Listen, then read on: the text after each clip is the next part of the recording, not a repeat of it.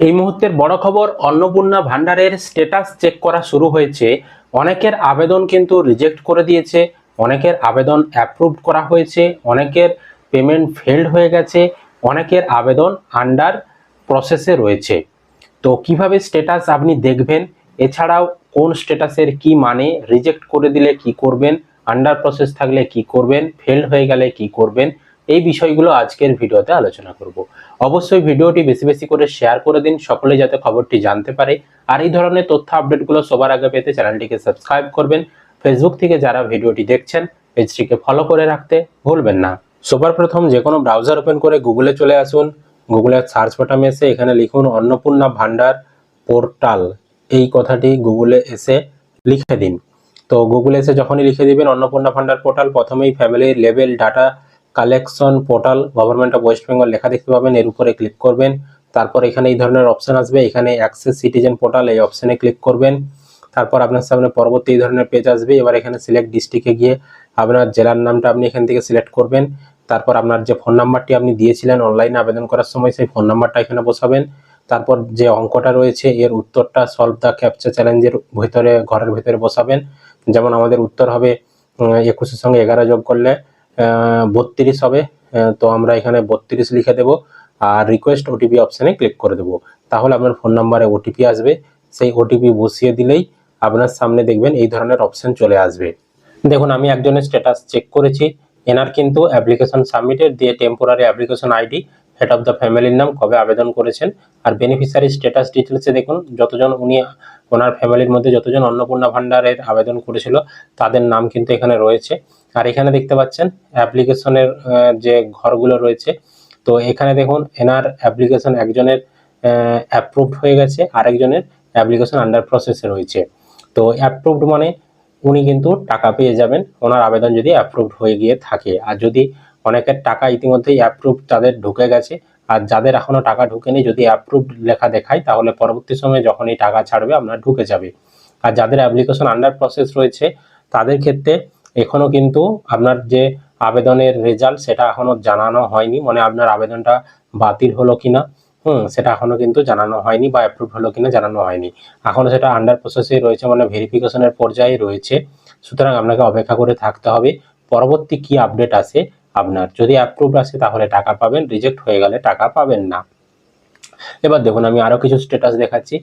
এই উপভোক্তাটির দেখতে পাচ্ছেন অ্যাপ্লিকেশন রিজেক্ট করে দেওয়া হয়েছে। তো এখানে কি কারণে রিজেক্ট করেছে সেই সকল কিছু জানাইনি। অনেকেরই এরকম আবেদন রিজেক্ট করে দেওয়া হয়েছে, সঠিক ফর্ম ফিল আপ করার পরেও রিজেক্ট করা হয়েছে। এই কথাটা আমি বলতে বাধ্য হচ্ছি। একদম সম্পূর্ণ তথ্য সঠিক নিখুঁত দিয়েছে এবং তিনি যোগ্যও দেখতে গেলে, তার নামে স্যারে বাদ যায়নি, আরো অন্যান্য যে সকল শর্তগুলো ছিল সমস্ত শর্ত তিনি পালন করেন। তা সত্ত্বেও তার আবেদন কিন্তু রিজেক্ট করে দেওয়া হয়েছে। এবং কি আমার নিজের পরিবারের আমার মায়ের আবেদন সেটাও রিজেক্ট করে দেওয়া হয়েছে, একদম নিখুঁতভাবে ফর্ম ফিল আপ করা হয়েছে।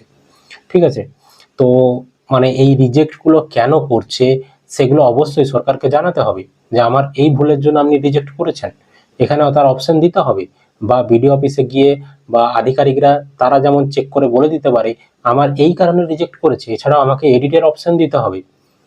আপনারা রিজেক্ট করছেন ভালো কথা, আমার ভুল ধরছেন আপনারা ভালো বিষয়, এবার আপনাদেরকে অপশন দিতে হবে যে এই আপনি রিজেক্ট করেছি এই ভুলের জন্য আপনাকে আমি সংশোধনের সুযোগ দিলাম, সেটা দিতে হবে এডিটের অপশন। এডিটের অপশন যদি না দেয় তাহলে রিজেক্ট করে দিলে আপনার কোনো সমস্যার সমাধানই করা যাবে না, আপনি নতুন করে আবেদনও করতে পারবেন না। রিজেক্ট করে দিয়েছে মানে মোবাইল নাম্বার দিলেই অটোমেটিক আধার কার্ডের নাম্বার আরে বসালে তারা বুঝে নেবে।